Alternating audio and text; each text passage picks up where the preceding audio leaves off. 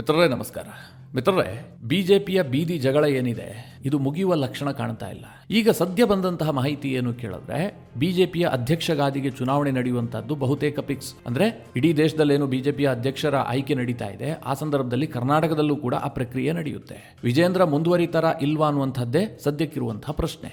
ಆದ್ರೆ ಈಗ ಕೆಲವರು ಬಿಜೆಪಿಯ ನಾಯಕರು ಹೇಳ್ತಾ ಇದ್ದಾರೆ, ಅಂದ್ರೆ ವಿಜೇಂದ್ರ ಅವರಿಗೆ ಆಪ್ತರಾಗಿರುವಂತಹ ನಾಯಕರು, ವಿಜೇಂದ್ರ ಅವರಿಗೆ ಸಾಕಾಗಿ ಹೋಗಿದೆ, ಅವರು ಒಂದು ರೀತಿಯಲ್ಲಿ ಫ್ರಸ್ಟ್ರೇಟ್ ಆಗಿದ್ದಾರೆ. ಸಾಕಪ್ಪ ಈ ಹುದ್ದೆ ನಿಭಾಯಿಸುವಂತದ್ದು, ಹೈಕಮಾಂಡ್ ಏನಾದರೂ ಮಾಡ್ಕೊಳ್ಳಿ, ನಾನು ಈ ಬಾರಿ ಸುಮ್ಮನೆ ಇದ್ದು ಬಿಡ್ತೀನಿ, ಹೆಚ್ಚೇನು ಲಾಭಿ ಮಾಡೋದಕ್ಕೆ ಹೋಗೋದಿಲ್ಲ, ಈ ತೀರ್ಮಾನಕ್ಕೆ ವಿಜೇಂದ್ರ ಬಂದಿದ್ದಾರಂತೆ. ಅಂದ್ರೆ ಅಷ್ಟರ ಮಟ್ಟಿಗೆ ವಿಜೇಂದ್ರ ಸುಸ್ತಾಗಿ ಹೋಗಿದ್ದಾರೆ. ಜೊತೆಗೆ ವಿಜೇಂದ್ರಗೆ ಒಂದು ಸತ್ಯ ಕೂಡ ಅರ್ಥ ಆಗಿದೆ. ಅದೇನು ಅಂತಂದ್ರೆ, ಹೈಕಮಾಂಡ್ ನಮ್ಮ ಪರವಾಗಿಲ್ಲ, ಹೈಕಮಾಂಡ್ ಬೇರೆ ರೀತಿಯಾಗಿ ಯೋಚಿಸ್ತಾ ಇದೆ, ಇನ್ನೇನಾದರೂ ನಾನು ಮುಂದುವರಿಯೋದಕ್ಕೆ ಬಯಸಿದ್ದೆ ಆದರೆ ನನಗೆ ದೊಡ್ಡ ಮುಖಭಂಗ ಆಗುತ್ತೆ ಅಂತ ವಿಜೇಂದ್ರ ಅವರಿಗೆ ಈಗ ಅರಿವಾದಂತೆ ಕಂಡು ಬರ್ತಾ ಇದೆ. ಇದನ್ನು ತನ್ನ ಆಪ್ತರೊಂದಿಗೆ ಅವರು ಹೇಳ್ಕೊಂಡಿದ್ದಾರಂತೆ. ಮಿತ್ರರೇ, ಈ ಬಿಜೆಪಿಯಲ್ಲಿ ಆಂತರಿಕವಾಗಿ ಏನು ನಡೀತಾ ಇದೆ, ಹೈಕಮಾಂಡ್ ಅವರ ಮನಸ್ಥಿತಿಯಲ್ಲಿ ಏನಿದೆ, ರಾಜ್ಯ ಬಿಜೆಪಿಯ ಅಧ್ಯಕ್ಷರಾಗಿ ಯಾರು ನೇಮಕಗೊಳ್ಳುವಂಥ ಸಾಧ್ಯತೆಗಳಿದೆ, ಇದೆಲ್ಲದರ ಬಗ್ಗೆ ಸ್ವಲ್ಪ ಡೀಟೇಲ್ ಆದಂಥ ಮಾಹಿತಿಯನ್ನು ಕೊಡ್ತೀನಿ. ವಿಜೇಂದ್ರ ಅವರಿಗೆ ಇಷ್ಟು ನಿರಾಸೆ ಆಗೋದಕ್ಕೆ ಏನು ಕಾರಣ ಅದನ್ನು ಕೂಡ ನಿಮಗೆ ತಿಳಿಸ್ಕೊಡ್ತೀನಿ. ನೀವು ಈ ವಿಡಿಯೋನ ಕೊನೆವರೆಗೂ ಮಿಸ್ ಮಾಡದೆ ನೋಡಿ. ಇವತ್ತೂ ಸಹ ಯತ್ನಾಳ್ ವಿಜೇಂದ್ರ ವಿರುದ್ಧ ಗುಡುಗಿದ್ದಾರೆ, ಬಾಯಿಗೆ ಬಂದಂತೆ ಮಾತನಾಡಿದ್ದಾರೆ. ಹಾಗೆ ನೋಡೋಕೆ ಹೋದ್ರೆ ಮಿತ್ರರೇ, ಕಾಂಗ್ರೆಸ್ನಲ್ಲೂ ಕೂಡ ಭಿನ್ನಮತ ಭುಗಿಲೆದ್ದಿತ್ತು. ದಿನಕ್ಕೊಬ್ಬರು ನಾಯಕರು ಹೇಳಿಕೆಯನ್ನು ಕೊಡ್ತಾ ಇದ್ರು. ಡಿ ಕೆ ಶಿವಕುಮಾರ್ ಅಧ್ಯಕ್ಷ ಗಾದಿಯಿಂದ ಇಳಿಬೇಕು ಅಂತಿದ್ರು. ಮುಖ್ಯಮಂತ್ರಿ ಬದಲಾವಣೆಯ ಕುರಿತಾಗಿ ಚರ್ಚೆ ಆಗ್ತಾ ಇತ್ತು. ಎಐಸಿಸಿ ಅಧ್ಯಕ್ಷ ಮಲ್ಲಿಕಾರ್ಜುನ ಖರ್ಗೆ ಬಂದು ಒಮ್ಮೆ ಗುಟ್ರು ಹಾಕಿದ್ದಷ್ಟೇ ಕಾಂಗ್ರೆಸ್ನಲ್ಲಿರುವಂತಹ ಎಲ್ಲ ಭಿನ್ನಮತಗಳು ಕೂಡ ಸದ್ಯಕ್ಕೆ ಸದ್ದಡಗಿ ಹೋಗಿದೆ. ಯಾರೂ ಕೂಡ ಮಾತನಾಡ್ತಾ ಇಲ್ಲ. ಹಾಗಂತ ಅಲ್ಲೇನು ಭಿನ್ನಮತ ಇಲ್ಲ ಅಂತೇನಿಲ್ಲ, ಭಿನ್ನಮತ ಈಗಲೂ ಕೂಡ ಇದೆ, ಆದರೆ ಮಾತನಾಡ್ತಾ ಇಲ್ಲ. ಇದು ಏನನ್ನು ಸೂಚಿಸುತ್ತೆ ಅಂತಂದರೆ, ಹೈಕಮಾಂಡ್ಗಿರುವ ಪವರನ್ನು ಸೂಚಿಸುತ್ತೆ. ಎಷ್ಟು ಗಟ್ಟಿಯಾಗಿದೆ ಹೈಕಮಾಂಡ್ ಅನ್ನೋದು ಇದರಿಂದ ಗೊತ್ತಾಗುತ್ತೆ. ಮಿತ್ರರೇ, ಬಹಳ ಸೂಕ್ಷ್ಮವಾಗಿ ನೀವು ಗಮನಿಸಿದ್ರೆ, ಕಾಂಗ್ರೆಸ್ ಹೈಕಮಾಂಡ್ಗಿಂತಲೂ ಕೂಡ ಇಡೀ ದೇಶದಲ್ಲಿ ಅತ್ಯಂತ ಶಕ್ತಿಶಾಲಿಯಾದಂಥ ಹೈಕಮಾಂಡ್ ಅಂತಂದರೆ ಅದು ಬಿಜೆಪಿಯ ಹೈಕಮಾಂಡ್. ಅದರಲ್ಲೂ ಅಮಿತ್ ಶಾ ಒಂದು ಗೆರೆ ಹಾಕಿದ್ರು ಅಂತಂದರೆ ಅದನ್ನು ಯಾರೂ ಕೂಡ ದಾಟೋದಿಲ್ಲ. ಅದನ್ನು ದಾಟುವಂತಹದ್ದು ಅಥವಾ ಅದನ್ನು ಮೀರುವಂತಹ ಸಾಮರ್ಥ್ಯ ಇರುವುದು ಕೇವಲ ನರೇಂದ್ರ ಮೋದಿಗೆ ಮಾತ್ರ, ಅಥವಾ RSSಗೆ ಇದೆ. ಅಷ್ಟರ ಮಟ್ಟಿಗೆ ಅಮಿತ್ ಶಾ ಇಡೀ ದೇಶದಲ್ಲಿ ಬಿಜೆಪಿಯ ಮೇಲೆ ಹೋಲ್ಡ್ ಇಟ್ಕೊಂಡಿದ್ದಾರೆ. ಇದು ಸುಮ್ಮನೆ ನಾನು ಹೇಳ್ತಾ ಇಲ್ಲ, ನೀವು ಅವರು ಕೈಗೊಂಡಂತಹ ಕೆಲ ನಿರ್ಧಾರಗಳನ್ನೇ ಗಮನಿಸಿ. ಉತ್ತರಾಖಂಡದಲ್ಲಿ ಕೇವಲ 6 ತಿಂಗಳಲ್ಲಿ 3 ಜನ ಮುಖ್ಯಮಂತ್ರಿಗಳಾಗ್ತಾರೆ. ಹರಿಯಾಣದಲ್ಲಿ ರಾತ್ರಿ ಬೆಳಗಾಗುವಷ್ಟರಲ್ಲಿ ಹೊಸ ಮುಖ್ಯಮಂತ್ರಿಗಳ ನೇಮಕ ಆಗಿರುತ್ತೆ. ಮಧ್ಯಪ್ರದೇಶದಲ್ಲಿ ಶಿವರಾಜ್ ಸಿಂಗ್ ಚೌಹಾಣ್ ಅಷ್ಟೊಂದು ಪ್ರಭಾವಿ, ಅಭೂತಪೂರ್ವ ಜಯವನ್ನು ಕೂಡ ದಾಖಲಿಸ್ತಾರೆ, ಆದರೂ ಕೂಡ ಅವರನ್ನು ಬದಲಾಯಿಸಲಾಗುತ್ತೆ. ರಾಜಸ್ಥಾನದಲ್ಲಿ ವಸುಂಧರಾ ರಾಜೆಯನ್ನು ಬಿಟ್ಟು ಪಕ್ಷವನ್ನು ಯೋಚನೆ ಮಾಡೋದಕ್ಕೂ ಸಾಧ್ಯ ಇಲ್ಲ. ಕರ್ನಾಟಕದಲ್ಲಿ ಯಡಿಯೂರಪ್ಪನವರು ಹೇಗೋ, ರಾಜಸ್ಥಾನಕ್ಕೆ ವಸುಂಧರಾ ರಾಜೆ ಹಾಗೇ ಇದ್ರು. ಹೀಗಿದ್ರೂ ಸಹ ವಸುಂಧರಾ ರಾಜೆಯನ್ನು ಬದಿಗೊತ್ತಿ ಭಜನ್ ಲಾಲ್ ಶರ್ಮಾರನ್ನು ಹೊಸದಾಗಿ ಮುಖ್ಯಮಂತ್ರಿ ಮಾಡ್ತಾರೆ. ಛತ್ತೀಸ್ಗಢದಲ್ಲೂ ಕೂಡ ಇದೇ ಆಗುತ್ತೆ. ಅಲ್ಲಿ ರಮಣ್ ಸಿಂಗ್ ದೊಡ್ಡ ನಾಯಕರಾಗಿದ್ದರು, ಮುಖ್ಯಮಂತ್ರಿ ಆದಂಥವ್ರು ಈ ಹಿಂದೆ. ಅಂತಹ ರಮಣ್ ಸಿಂಗ್ರನ್ನ ಈ ಬಾರಿ ಸರ್ಕಾರ ಬಂದಂತಹ ಸಂದರ್ಭದಲ್ಲಿ ಸ್ಪೀಕರ್ ಮಾಡಿ ಕೂರಿಸಲಾಗುತ್ತೆ. ಅಂದರೆ ಬಿಜೆಪಿ ಹೈಕಮಾಂಡ್ ಏನೇ ಎಕ್ಸ್ಪೆರಿಮೆಂಟ್ ಮಾಡಿದ್ರೂ ಕೂಡ ಅದನ್ನು ಪ್ರಶ್ನೆ ಮಾಡೋದಕ್ಕೆ ಯಾರಿಗೂ ಸಾಧ್ಯ ಆಗ್ತಾ ಇಲ್ಲ. ಅಷ್ಟೇ ಯಾಕೆ ಮಿತ್ರರೇ, ಉತ್ತರ ಪ್ರದೇಶದಲ್ಲೂ ಕೂಡ ಯೋಗಿ ಆದಿತ್ಯನಾಥ್ ವಿರುದ್ಧ ಒಂದಷ್ಟು ಬಂಡಾಯ ಕೇಳಿಬಂದಿತ್ತು. ಅಲ್ಲಿನ DCMಗಳಾದಂತಹ ಕೇಶವ್ ಪ್ರಸಾದ್ ಮೌರ್ಯ, ಬ್ರಿಜೇಶ್ ಪಾಠಕ್ ಇವರೆಲ್ಲ ಒಂದೊಂದು ಹೇಳಿಕೆ ಕೊಡೋದಕ್ಕೆ ಶುರು ಮಾಡಿದ್ರು. ಯೋಗಿಯ ಸೀಟ್ ಕೂಡ ಅಲ್ಲಾಡ್ತಾ ಇದೆ ಎನ್ನುವಂತಹ ವಾತಾವರಣ ಇತ್ತು. ಆದರೆ ಕೇವಲ ಒಂದೇ ವಾರದಲ್ಲಿ ಚಿತ್ರಣ ಬದಲಾಯಿತು. ನಾನು ಯಾಕೆ ಈ ಉದಾಹರಣೆಯನ್ನು ಕೊಟ್ಟೆ ಅಂತಂದರೆ, ಎಲ್ಲೇ ಭಿನ್ನಮತ ತಲೆದೋರಿದ್ರೂ ಕೂಡ ಬಿಜೆಪಿ ಹೈಕಮಾಂಡ್ ಕ್ಷಣ ಮಾತ್ರದಲ್ಲಿ ಅದನ್ನು ಇತ್ಯರ್ಥ ಮಾಡುವಂತಹ ಸಾಮರ್ಥ್ಯ ಹೊಂದಿದೆ. ಆದರೆ ಕರ್ನಾಟಕದ ವಿಚಾರಕ್ಕೆ ಬನ್ನಿ. ಕರ್ನಾಟಕದಲ್ಲಿ ಬಿಜೆಪಿ ಅಂತಂದರೆ, ಬಿ ಅಂತಂದರೆ ಬೀದಿ, ಜೆ ಅಂತಂದರೆ ಜಗಳ, ಪಿ ಅಂತಂದರೆ ಪಕ್ಷ. ಈ ಪರಿಸ್ಥಿತಿ ನಿರ್ಮಾಣ ಆಗಿದೆ. ಇದೇನು ಇವತ್ತಾಗಿದ್ದ? ಕಳೆದ 4 ವರ್ಷದಿಂದ ನಿರಂತರವಾಗಿ ಕರ್ನಾಟಕದಲ್ಲಿ ಬಂಡಾಯ ಭುಗಿಲೆದ್ದಿದೆ. ನಿಮಗೆಲ್ಲ ನೆನಪಿರಬಹುದು, ಚಿಕ್ಕದಾಗಿ ಇತಿಹಾಸವನ್ನು ಹೇಳ್ತೀನಿ.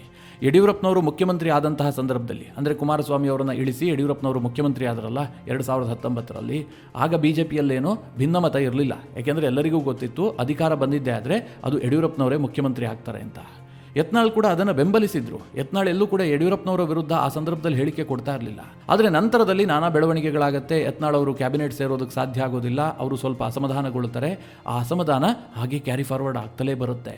ಒಂದು ಹಂತದಲ್ಲಿ ಬಿಜೆಪಿಯಲ್ಲಿ ಇದ್ದಂತಹ ಭಿನ್ನಮತವೇ ಯಡಿಯೂರಪ್ಪನವರು ಅಧಿಕಾರ ಕಳೆದುಕೊಳ್ಳುವಂತೆ ಮಾಡುತ್ತೆ. ಅನಂತರ ಬಸವರಾಜ ಬೊಮ್ಮಾಯಿ ಮುಖ್ಯಮಂತ್ರಿ ಆಗ್ತಾರೆ. ಆದರೂ ಕೂಡ ಯತ್ನಾಳ್ ಏನು ಮಾತನಾಡೋದು ಬಿಟ್ಟಿರೋದಿಲ್ಲ. ಬೊಮ್ಮಾಯಿ ವಿರುದ್ಧ ಮಾತನಾಡೋದಿಲ್ಲ, ಯಡಿಯೂರಪ್ಪನವ್ರ ವಿರುದ್ಧ ಮಾತನಾಡ್ತಾ ಇರ್ತಾರೆ. ಅನಂತರ ವಿಧಾನಸಭಾ ಚುನಾವಣೆ ಬರುತ್ತೆ. ಯತ್ನಾಳ್ ಸ್ವಲ್ಪ ಸುಮ್ಮನಾಗಿರ್ತಾರೆ.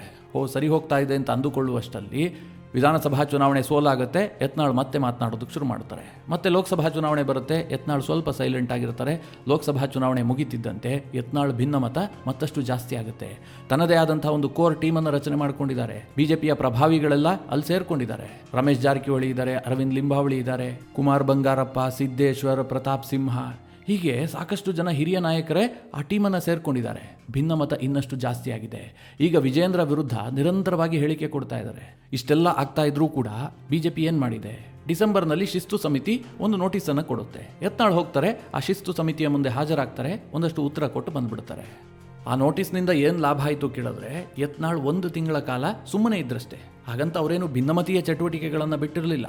ಅವರ ಒಂದು ಟೀಮ್ನ ಸಭೆಯನ್ನು ನಡೆಸ್ತಾ ಇದ್ರು, ಅಲ್ಲೆಲ್ಲರೂ ಕೂಡ ಸೇರ್ತಾ ಇದ್ರು, ಆ ಟೀಮ್ನ ಸದಸ್ಯರು ಹೇಳಿಕೆಯನ್ನು ಕೊಡ್ತಾ ಇದ್ರು, ಇದೆಲ್ಲವೂ ಕೂಡ ನಡೀತಾ ಇತ್ತು. ಈ ನಡುವೆ ಯತ್ನಾಳ್ ಅವರ ಭಿನ್ನಮತೀಯ ಚಟುವಟಿಕೆಗಳು ಮತ್ತೆ ಜಾಸ್ತಿ ಆಗಿದೆ. ಯತ್ನಾಳ್ ಮತ್ತೆ ಮಾಧ್ಯಮದ ಮುಂದೆ ಬಂದು ಬಾಯಿಗೆ ಬಂದಂತೆ ಹೇಳಿಕೆ ಕೊಡ್ತಾ ಇದ್ದಾರೆ. ಯಾಕೆ ಈಗ ಯತ್ನಾಳ್ ಮತ್ತೆ ಭಿನ್ನಮತ ಮಾಡ್ತಾ ಇದ್ದಾರೆ ಅಂತಂದರೆ, ರಾಜ್ಯದಲ್ಲಿ ಬಿಜೆಪಿ ಅಧ್ಯಕ್ಷಗಾದಿಗೆ ಚುನಾವಣೆ ನಡೆಯೋದಕ್ಕಿದೆ. ಹಾಗೆ ನೋಡೋಕೆ ಹೋದ್ರೆ ಮಿತ್ರರೇ, ಯತ್ನಾಳನ್ನು ಹತ್ತಿರದಿಂದ ಬಲ್ಲವರು ಹೇಳ್ತಾರೆ, ಯತ್ನಾಳ್ ಅವರಿಗೆ ರಾಜ್ಯದ ಬಿಜೆಪಿ ಅಧ್ಯಕ್ಷರಾಗಬೇಕು ಅಂತೇನಿಲ್ಲ. ಯಾಕೆಂದರೆ ಅವರಿಗೂ ಕೂಡ ಗೊತ್ತು, ನಾನು ಅಧ್ಯಕ್ಷನಾದರೂ ಕೂಡ ಈ ಹುದ್ದೆಯನ್ನು ನಿಭಾಯಿಸುವಂಥದ್ದು ಬಹಳ ಕಷ್ಟ ಇದೆ ಅಂತ. ಯಾಕೆಂತಂದರೆ ಈಗ ಯತ್ನಾಳ್ ಯಾವ ರೀತಿಯಾಗಿ ಭಿನ್ನಮತವನ್ನು ಮಾಡ್ತಾ ಇದ್ದಾರೋ ಅದೇ ರೀತಿಯಾಗಿ ಇನ್ನೊಂದು ಟೀಮ್ ಇದೆಯಲ್ಲ, ವಿಜೇಂದ್ರ ಅವರ ಟೀಮ್, ಅದು ಕೂಡ ಭಿನ್ನಮತವನ್ನು ಮಾಡುತ್ತೆ ಯತ್ನಾಳ್ ಅಧ್ಯಕ್ಷರಾಗಿದ್ದೇ ಆದರೆ. ಹೀಗಾಗಿ ಅವ್ರಿಗೆ ತುಂಬ ಚೆನ್ನಾಗಿ ಗೊತ್ತು ಬಿಜೆಪಿಯನ್ನು ನಿಭಾಯಿಸುವಂಥದ್ದು ಕಷ್ಟ ಇದೆ ಅಂತ. ಅವರ ಉದ್ದೇಶ ಇರುವಂಥದ್ದೇನು? ಈ ಯಡಿಯೂರಪ್ಪನವರ ಕೈಯಿಂದ ಇಡೀ ಬಿಜೆಪಿಯ ಹಿಡಿತವನ್ನು ತಪ್ಪಿಸುವಂಥದ್ದು. ಮಿತ್ರರೇ, ಇದು ಯತ್ನಾಳ್ ಅವರ ಉದ್ದೇಶ ಅಲ್ಲ, ಸ್ವತಃ ಅಮಿತ್ ಶಾ ಅವರ ಉದ್ದೇಶ. ಇಲ್ಲಿ ಬಹಳ ಸ್ಪಷ್ಟವಾಗಿ ನೀವು ಅರ್ಥ ಮಾಡಿಕೊಳ್ಳಿ. ನಾನು ಆಗಲೇ ಕೆಲವೊಂದು ರಾಜ್ಯಗಳ ಉದಾಹರಣೆಯನ್ನು ಕೊಟ್ಟೆ. ಅಲ್ಲೆಲ್ಲ ಕೇಂದ್ರ ಹೈಕಮಾಂಡ್ ಯಾವ ರೀತಿಯಾದಂತಹ ನಿರ್ಧಾರವನ್ನು ಕೈಗೊಂಡಿದೆ, ಕರ್ನಾಟಕದ ವಿಚಾರದಲ್ಲಿ ಯಾವ ರೀತಿಯಾಗಿ ವರ್ತಿಸ್ತಾ ಇದೆ. ಯತ್ನಾಳ್ ಅವರು ಇಷ್ಟೆಲ್ಲ ಮಾತನಾಡ್ತಾರೆ, ಇಷ್ಟೆಲ್ಲ ಭಿನ್ನಮತವನ್ನು ಮಾಡ್ತಾರೆ, ರಾಜ್ಯಾಧ್ಯಕ್ಷರ ವಿರುದ್ಧವಾಗಿ ಮಾತನಾಡ್ತಾರೆ. ಅದಕ್ಕೂ ಹೆಚ್ಚಿಗೆ ಹೇಳಬೇಕು ಅಂತಂದರೆ, ವಿಜೇಂದ್ರ ಅವರನ್ನು ನೇಮಕ ಮಾಡಿದ್ಯಾರು? ವಿಜೇಂದ್ರ ಅವರನ್ನು ಎಲೆಕ್ಷನ್ ಮೂಲಕ ಆಯ್ಕೆ ಮಾಡಿದಂತಹ ಅಧ್ಯಕ್ಷರಲ್ಲ, ಅವರನ್ನು ನೇಮಕ ಮಾಡಿದ್ದು, ಪ್ರತಿಷ್ಠಾಪನೆ ಮಾಡಿದ್ದು ಯಾರು? ಸ್ವತಃ ಅಮಿತ್ ಶಾ. ಅಂತಹ ಅಮಿತ್ ಶಾ ಅವರು ನೇಮಕ ಮಾಡಿದಂತಹ ಅಧ್ಯಕ್ಷರ ವಿರುದ್ಧವೇ ಯತ್ನಾಳ್ ಇಷ್ಟೆಲ್ಲ ಮಾತನಾಡಿದ್ರೂ ಕೂಡ ಅಮಿತ್ ಶಾ ಏನೂ ಕ್ರಮ ಕೈಗೊಳ್ತಾ ಇಲ್ಲ. ಯತ್ನಾಳನ್ನು ಉಚ್ಚಾಟನೆ ಮಾಡೋದಕ್ಕೆ ಇದುವರೆಗೂ ಮುಂದಾಗಿಲ್ಲ. ಅಥವಾ ಅವರ ಟೀಮ್ನ ಯಾವುದೇ ಸದಸ್ಯರ ವಿರುದ್ಧ ಬಿಜೆಪಿಯ ಕೇಂದ್ರ ಹೈಕಮಾಂಡ್ ಯಾವುದೇ ರೀತಿಯಲ್ಲೂ ಕ್ರಮ ಕೈಗೊಳ್ತಾ ಇಲ್ಲ. ಇದನ್ನೆಲ್ಲ ನೀವು ಸೂಕ್ಷ್ಮವಾಗಿ ಗಮನಿಸಿ ಒಂದೊಂದು ಡಾಟ್ಗಳನ್ನು ಕನೆಕ್ಟ್ ಮಾಡಿದ್ದೆ ಆದರೆ ಇದರ ಹಿಂದೆ ಸ್ವತಃ ಅಮಿತ್ ಶಾ ಇದ್ದಾರೆ. ಅಮಿತ್ ಶಾ ಅವರ ಬೆಂಬಲ ಇಲ್ಲದೆ ಯತ್ನಾಳ್ ಇಷ್ಟೆಲ್ಲ ಮಾಡೋದಕ್ಕೆ ಸಾಧ್ಯ ಇಲ್ಲ ಅಂತ ಸ್ವತಃ ವಿಜೇಂದ್ರ ಅವರಿಗೆ ಈಗ ಅರ್ಥ ಆಗಿದೆ. ಇದೇ ಕಾರಣಕ್ಕೋಸ್ಕರವಾಗಿ ವಿಜೇಂದ್ರ ಮುಂದೆ ಅಧ್ಯಕ್ಷನಾಗುವಂಥ ಆಸೆಯನ್ನೇ ಕೈಬಿಟ್ಟಿದ್ದಾರಂತೆ. ಏನಾದರೂ ಆಗೋಗಲಿ, ಅಧ್ಯಕ್ಷನಾಗಿ ಮುಂದುವರಿಯುವಂಥ ಅವಕಾಶ ಸಿಕ್ಕಿದ್ರೆ ಓಕೆ, ಇಲ್ಲದೆ ಹೋದರೆ ತೀರಾ ಪೈಪೋಟಿ ಮಾಡಿ ಅಧ್ಯಕ್ಷನಾಗೋದೇ ಬೇಡ, ಸದ್ಯಕ್ಕೆ ಸುಮ್ಮನಿರೋದೇ ಒಳ್ಳೆಯದು ಅಂತ ವಿಜೇಂದ್ರಗೆ ಅನಿಸಿದೆಯಂತೆ. ಅವರ ಆಪ್ತರ ಬಳಿಯಲ್ಲೂ ಕೂಡ ತೀರಾ ಫ್ರಸ್ಟ್ರೇಟ್ ಆಗಿ ಇದನ್ನು ಹೇಳ್ಕೊಂಡಿದ್ದಾರಂತೆ, ನಿಭಾಯಿಸೋದಕ್ಕಾಗ್ತಾ ಇಲ್ಲ ಅಂತ. ವಿಜೇಂದ್ರ ಏನು ಅಂದ್ಕೊಂಡಿದ್ರು ಗೊತ್ತಾ? ಹೈಕಮಾಂಡ್ ನನ್ನ ಬೆಂಬಲಕ್ಕಿದೆ, ನನ್ನನ್ನು ಅವರೇ ನೇಮಕ ಮಾಡಿದ್ದು, ನನಗೇನೇ ಆದರೂ ಕೂಡ ಅವರು ಸಪೋರ್ಟ್ ಮಾಡ್ತಾರೆ ಅಂತ ಅಂದುಕೊಂಡಿದ್ರು. ಅದು ಹೇಗೆ ಅಂದುಕೊಂಡ್ರು ಅಂತಂದರೆ, ಯಾವಾಗ ವಿಜೇಂದ್ರ ದೆಹಲಿಗೆ ಹೋದರೂ ಕೂಡ ಅಮಿತ್ ಶಾ ಅವರು ಸಮಯ ಕೊಡ್ತಾ ಇದ್ರು, ಬನ್ನಿ ಭೇಟಿಯಾಗಿ ಚರ್ಚೆ ಮಾಡೋಣ ಅಂತ. ನರೇಂದ್ರ ಮೋದಿ ಅವರ ಸಮಯ ಕೇಳಿದ್ರು ಕೂಡ ಸಿಗ್ತಾ ಇತ್ತು. ವಿಜೇಂದ್ರಗೆ ಅಷ್ಟೊಂದು ಸ್ವಾತಂತ್ರ್ಯ ಇತ್ತು. ಹೀಗಾಗಿ ವಿಜೇಂದ್ರ ಏನು ಅಂದ್ಕೊಂಡ್ರು, ನನಗೆ ಹೈಕಮಾಂಡ್ ಅವರ ಬೆಂಬಲ ಇದೆ, ನಾನೇನೇ ಮಾಡಿದ್ರು ಕೂಡ ಹೈಕಮಾಂಡ್ ನನ್ನ ಪರವಾಗಿರುತ್ತೆ, ಈ ಭಿನ್ನಮತೀಯ ಚಟುವಟಿಕೆಗೆಲ್ಲ ಇವತ್ತೆಲ್ಲ ನಾಳೆ ಬ್ರೇಕ್ ಹಾಕುತ್ತೆ ಅಂತ ಅಂದುಕೊಂಡಿದ್ರು. ಆದ್ರೆ ಈಗ ವಿಜೇಂದ್ರಗೆ ಅರ್ಥ ಆಗ್ತಾ ಇದೆ, ಇಲ್ಲ ಇದು ಯಾವುದು ಕೂಡ ಇತ್ಯರ್ಥಗೊಳ್ಳೋದಿಲ್ಲ. ಯಾಕೆ ಅಂತಂದ್ರೆ ಹೈಕಮಾಂಡ್ಗೂ ಕೂಡ ಇದು ಬೇಕಾಗಿದೆ ಅಂತ. ನಿಮಗೀಗ ಒಂದು ಪ್ರಶ್ನೆ ಬರ್ತಾ ಇರಬಹುದು, ಯಾಕೋಸ್ಕರವಾಗಿ ಅಮಿತ್ ಶಾ ಇಂತಹ ತೀರ್ಮಾನವನ್ನು ಮಾಡ್ತಾರೆ? ಇದರಿಂದ ಬಿಜೆಪಿಗೆ ಲಾಸ್ ಆಗೋದಲ್ವಾ? ಹೀಗೆಲ್ಲ ಒಂದು ಪ್ರಶ್ನೆ ಬರ್ತಾ ಇರಬಹುದು. ಇನ್ನು ಮುಂದುವರೆದು ಹೇಳಬೇಕು ಅಂತಂದ್ರೆ, ವಿಜೇಂದ್ರ ಅವರನ್ನ ಯಾವಾಗ ಬೇಕಾದರೂ ಅಮಿತ್ ಶಾ ತೆಗೆದುಹಾಕಬಹುದಿತ್ತು, ಹೊಸ ಅಧ್ಯಕ್ಷರನ್ನ ನೇಮಕ ಮಾಡಬಹುದಿತ್ತು. ಹೀಗೆಲ್ಲ ಬಂಡಾಯ ಮಾಡಿಸಿ ಬಿಜೆಪಿಗೆ ಡ್ಯಾಮೇಜ್ ಮಾಡುವಂತಹ ಉದ್ದೇಶವಾದರೂ ಏನು ಅಂತ ಕೆಲವರಿಗೆ ಪ್ರಶ್ನೆ ಬರ್ತಾ ಇರಬಹುದು. ಮಿತ್ರರೇ, ಇಲ್ಲೂ ಕೂಡ ಒಂದು ಕಾರಣ ಇದೆ. ನಿಮಗೆಲ್ಲ ನೆನಪಿರಬಹುದು, ಯಡಿಯೂರಪ್ಪನವರನ್ನು ಅಧಿಕಾರದಿಂದ ಇಳಿಸಿದಂತಹ ಸಂದರ್ಭದಲ್ಲಿ ಇಡೀ ರಾಜ್ಯದಲ್ಲಿ ಏನು ಚರ್ಚೆ ಆಯಿತು? ಲಿಂಗಾಯತ ಸಮುದಾಯದ ಪ್ರಶ್ನಾತೀತ ನಾಯಕರಾದಂತಹ ಯಡಿಯೂರಪ್ಪನವರಿಗೆ ಹೈಕಮಾಂಡ್ ಅನ್ಯಾಯ ಮಾಡಿಬಿಡ್ತು, ಈ ಅವಧಿಯನ್ನು ಪೂರ್ಣ ಮಾಡೋದಕ್ಕೆ ಅವರಿಗೆ ಅವಕಾಶ ಕೊಡಬೇಕಾಗಿತ್ತು. ಈ ರೀತಿಯಾಗಿ ದೊಡ್ಡ ಮಟ್ಟದಲ್ಲಿ ಚರ್ಚೆ ಆಯಿತು.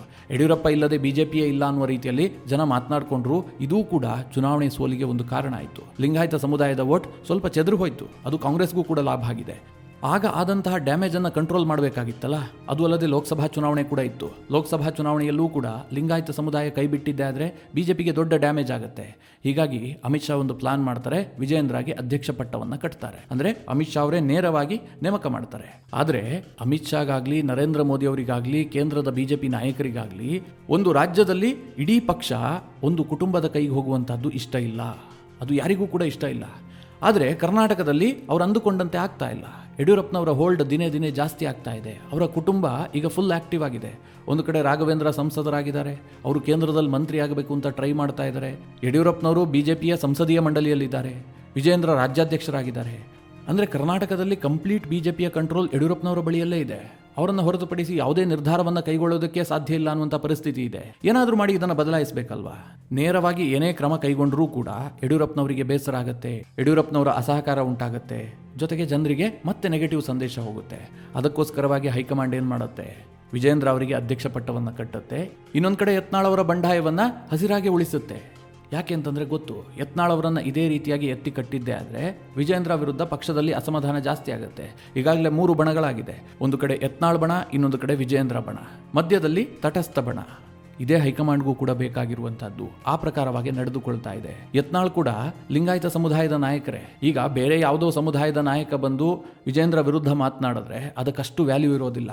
ಆಗ ಅದು ಪಕ್ಷಕ್ಕೂ ಡ್ಯಾಮೇಜ್ ಮಾಡುತ್ತೆ, ಸಮುದಾಯಕ್ಕೂ ಕೂಡ ನೆಗೆಟಿವ್ ಸಂದೇಶವನ್ನು ಕಳುಹಿಸುತ್ತೆ. ಹೀಗಾಗಿ ಯತ್ನಾಳ್ ಅವರು ಕೂಡ ಲಿಂಗಾಯತ ಸಮುದಾಯದ ನಾಯಕರೇ. ಅವರೇ ಈಗ ಮಾತನಾಡ್ತಾ ಇರುವಂತಹದ್ದು, ಅವರೇ ಆ ಬಂಡಾಯದ ನೇತೃತ್ವವನ್ನು ವಹಿಸಿಕೊಂಡಿರುವಂತಹದ್ದು. ಇಷ್ಟೆಲ್ಲ ಆಯ್ತಲ್ಲ ಮಿತ್ರರೇ, ಮುಂದೇನು? ಹೈಕಮಾಂಡ್ ತಲೆಯಲ್ಲಿ ಬೇರೆ ಏನು ಯೋಚನೆ ಇದೆ? ರಾಜ್ಯಕ್ಕೆ ಏನಾದರೂ ಸೂತ್ರವನ್ನು ರೆಡಿ ಮಾಡಿದಾರ ಕೇಳಿದ್ರೆ ಖಂಡಿತವಾಗ್ಲೂ ರೆಡಿಯಾಗಿದೆ. ಈಗ ಇಬ್ಬರ ಜಗಳ ಮೂರನೇವರಿಗೆ ಲಾಭ ಅನ್ನುವಂಥ ಪರಿಸ್ಥಿತಿ ನಿರ್ಮಾಣ ಆಗುತ್ತೆ. ಯತ್ನಾಳ್ ಅವರ ಬಣದಿಂದಲೂ ಕೂಡ ಯಾರನ್ನೂ ಅಧ್ಯಕ್ಷರನ್ನಾಗಿ ಮಾಡೋದಿಲ್ಲ, ವಿಜೇಂದ್ರ ಬಣದಿಂದಲೂ ಕೂಡ ಯಾರನ್ನೂ ಅಧ್ಯಕ್ಷರನ್ನಾಗಿ ಮಾಡೋದಿಲ್ಲ. ಬದಲಾಗಿ ಈ ತಟಸ್ಥವಾಗಿದ್ದಾರಲ್ಲ ಅವರಲ್ಲಿ ಒಬ್ಬರನ್ನ ಅಧ್ಯಕ್ಷರನ್ನಾಗಿ ಮಾಡ್ತಾರೆ. ಈಗ ಬಿಜೆಪಿಯಿಂದ ಬರ್ತಿರುವ ಮಾಹಿತಿ ಏನು ಕೇಳಿದ್ರೆ ತೀರಾ ಹೊಸ ಮುಖಕ್ಕೆ ಮಣೆ ಹಾಕುವಂಥ ಸಾಧ್ಯತೆಗಳಿದೆ. ಸಂಘ ಪರಿವಾರದ ಸಲಹೆಗೆ ಹೆಚ್ಚು ಪ್ರಾಶಸ್ತ್ಯ ಕೊಡೋದಕ್ಕೆ ಹೈಕಮಾಂಡ್ ನಿರ್ಧರಿಸಿದೆ ಅಂತ ಹೇಳಲಾಗ್ತಾ ಇದೆ. ಈ ಹಿಂದೆ ನಳಿನ್ ಕುಮಾರ್ ಕಟೀಲ್ ಹೇಗೆ ಅಧ್ಯಕ್ಷರಾದ್ರಲ್ಲ, ಅದೇ ರೀತಿಯಾಗಿ ಈ ಬಾರಿಯೂ ಕೂಡ ಒಬ್ಬ ಡಾರ್ಕ್ ಹಾರ್ಸ್ ಬಂದು ಅಧ್ಯಕ್ಷರಾಗ್ತಾರೆ ಹೀಗಂತ ಹೇಳಲಾಗ್ತಾ ಇದೆ. ಈ ಕಾರಣದಿಂದಲೇ ವಿಜೇಂದ್ರ ತೀರಾ ಅಸಮಾಧಾನಗೊಂಡಿದ್ದಾರೆ.